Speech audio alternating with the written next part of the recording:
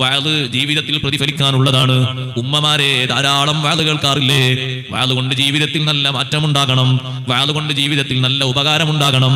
വഅദ് കേൾക്കാൻ മടിയുള്ളവരാകരുത്, വഅദ് കേൾക്കുമ്പോ നിരസിക്കുന്നവരാകരുത്, തള്ളിക്കളയുന്നവരാകരുത്. മഹാന്മാരുടെ ഉപദേശങ്ങളോടാകണം നമ്മുടെ മനസ്സിൽ കൂടുതൽ താല്പര്യം. അതേ സമയത്ത് അനാവശ്യങ്ങളോട് താല്പര്യം കൂടുതലായി ഉണ്ടായി വരുന്നത് കാണുന്നു. എങ്ങനെ ഉസ്താദേ അത് മനസ്സിലാകുന്നത്?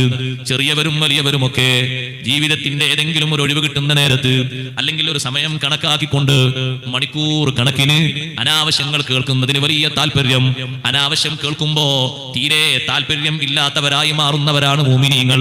വഇദാ സമിഉൽ ലഗ്വ അറളു അൻഹു, അനാവശ്യം വല്ലതും കേട്ടാൽ ചെവി കൊടുക്കാതെ തിരിഞ്ഞു കളയുന്നു.